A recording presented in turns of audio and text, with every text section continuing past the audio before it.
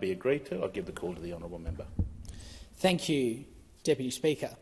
Deputy Speaker, the contribution of the member opposite, the member for Caldwell, continuously referred to this concept of the dignity of work, and the motion itself talks about the dignity of work being a foundational value for the government. Now, these are words and they sound good, but Australians are sick of just words. They're looking for action and they're looking for a government that is prepared to actually deliver on the words. Because what we're seeing, and what I'm seeing across my community on the southern Gold Coast, is that Australians aren't doing it well, and they're struggling to get into jobs. They're struggling to maintain work that is actually providing them an increase in their real wages.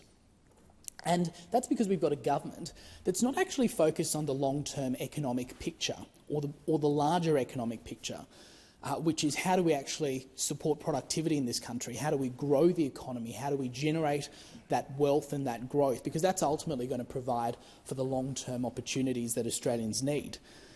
We're seeing a government that has presided over the creation of jobs whereby 4 out of 5 new jobs that are created are reliant on the public purse.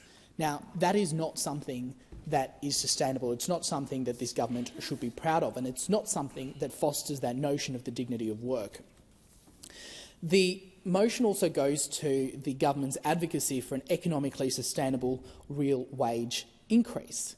Now, let's call it for what it is. It's an artificial increase, because what is happening is there is no systemic change that the government is doing which is making life easier for employees.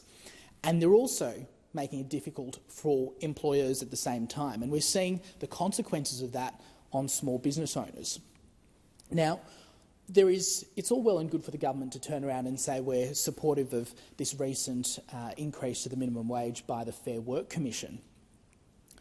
But what they're not talking about is the other side of that story, which is the fact that that wage increase is actually being eaten away by this government's own actions. It's being eaten away by the inflation that this government have presided over. We're seeing inflation at 4.2%, which is well above the target inflation rate, and we're seeing that across the economy. We're seeing that in terms of how much Australians are paying when they're paying for groceries, for electricity bills, for items at the supermarket, for housing, and we're seeing an economy where inflation is now outpacing economic growth.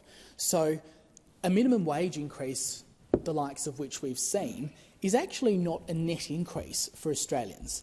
And that is what people are feeling. That's what people are feeling on the ground. These words about the dignity of work and how the government supports that. Again, it's Canberra talk. The people have sent us here to this place to come up with policies that are actually going to make their lives better, not just talk about what we'd like in an ideal world. So the reality of this motion is it doesn't actually deliver anything sustainable for Australian employees or for Australian small business owners. Even the Fair Work Commission acknowledged that many employees were still worse off in real terms because of inflation outpacing economic growth or outpacing wage growth.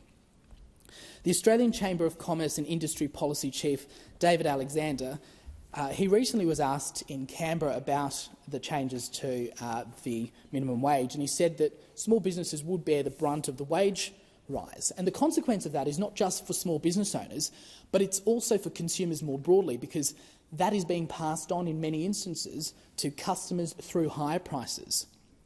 And what he actually said is this is the Fair Work Commission embedding that increase in the minimum wage for the year and will therefore put further pressure on inflation. So, Deputy Speaker, I say to the member for Caldwell who moved this motion that it's all well and good to come into this place and talk about, the words that we think our constituents would like us to speak. But what people do want us to do, people in the real world out there, is they want us to deliver meaningful action on managing this economy. And the way that we're going to actually make Australians' lives better is by having a government that's going to actually take responsibility for its actions, rein in its useless and reckless government expenditure, bring downward pressure on inflation, and actually have the guts to make those tough economic decisions that this country is desperate for. I thank the honourable